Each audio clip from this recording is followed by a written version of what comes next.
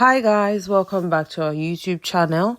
The year 2025 has just started, and actress Dayo Amusa couldn't help but to give thanks to God for how far God has brought her and how she was able to end the year 2024 with Thanksgiving. Made sure the year didn't run out before she gave thanks and gave her testimony how she welcomed her baby. Amusa shared in the long write-up the things that she went through, all in the name of conceiving and being complete as a wife and as a mom. Dayo Amusa is one of the Nollywood actresses who do not put her business out there for people to have one or two things to say about. And most people don't even know who she's in a relationship or if she has children secretly. Only she knows where the shoe pinches, and she has decided to share her story with everyone. When she announced the arrival of her baby a month ago, a lot of people were questioning, where's your husband? How did you get your child? Was it through IVF? We didn't see you during pregnancy. You know how women and Nigerians are. Questions here and there. In fact, actress Opeyemi Ayeola also made a video on social media around the time when Dayo Amusa announced the arrival of her baby, saying that people coming on social media to share their testimony about them having babies should also share the good news behind this. If it's IVF, if it's surrogacy, if it's adoption, people should share this story so that every other woman out there looking up to God for the fruit of the womb don't get false hope.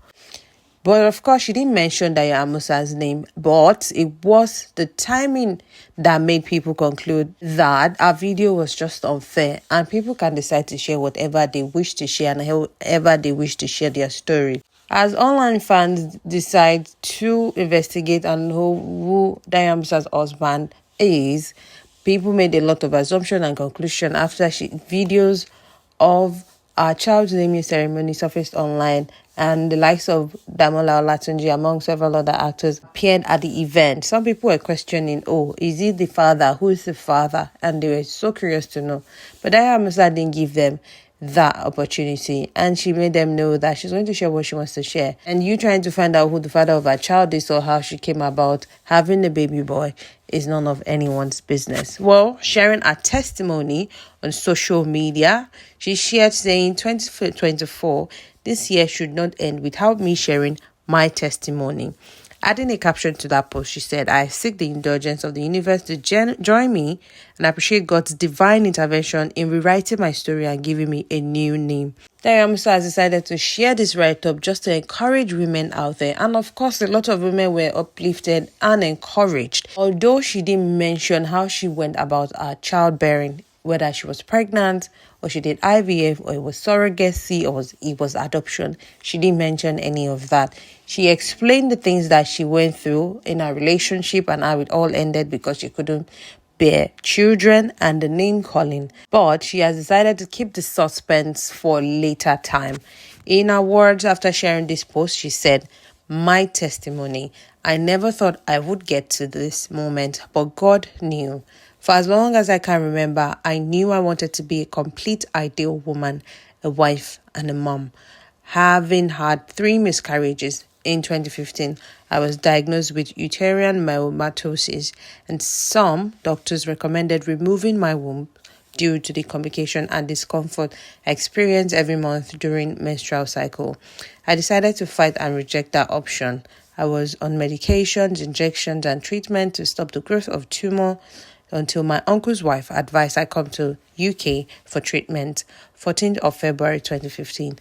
I had the surgery to remove the tumor via TCRE, laparoscopy, dye ovarian drilling procedure, as I was really afraid of being open. In 2016, myself and my then partner decided to try again as we were so eager to welcome our first child together. But later I discovered one of my tubes was broken and it would be almost impossible to get pregnant naturally. Men as men, my then partner was involved with another woman unknown to me, which produced a baby boy. After so many ups and downs, back and forth, now saw the whole thing end. Story for another day. Fast forward, Jan 2019, myself and my supposed husband kept trying to no avail and then decided to try IVF, but yet all efforts were negative outcome. My supposed husband was really impatient with me. He was over 40 years old and was insisting on having a child that year. He proposed if I could allow him to get someone else pregnant while I'm waiting on my miracle baby. And when I couldn't live with that, he walked away and, of course, got someone else pregnant months later, and that produced him a baby girl. I became frustrated and very sad. I withdrew and isolated myself. I lost my purpose and lose interest in almost everything that matters to me. Even distanced myself from my family and friends. My career suffered the most as I gradually lose focus and interest in my passion. I ran into my shell, battling with depression for many years. Even though I appeared to the world out there that everything was fine with me, as I always wear a mask of happy face, but I never lost faith that sooner or later God will hear my innermost hidden prayers and fulfill my desires. What I value the most is the change that God made in my heart and mindset during my wait, despite all the name calling, to the level of being publicly called a barren. There's this misconception that if someone is smiling, they are okay. If someone is talking about it or has not spoken about it, they must be okay. But the reality is, it's often hard to be okay when you're faced with the challenges of waiting, infertility. Is it the constant blame, self-doubt, name calling, fear of the unknown, waiting, pain, comparison, sadness, anger? It's also heavy. It's a full-time job. It often wreaks havoc on one's mental health, relationships, career, productivity, and even finances. All this time, my mom, my world, would suggest I relocate to the United States or United Kingdom.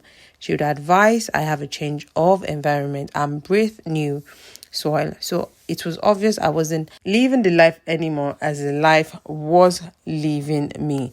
She once bought me the full return ticket, as I have not been working. I was financially unstable as at then. After so much persuasion in 2021, I gave in to her advice to have a change of environment, and that was when the story changed. I traveled and came back with a clear mind.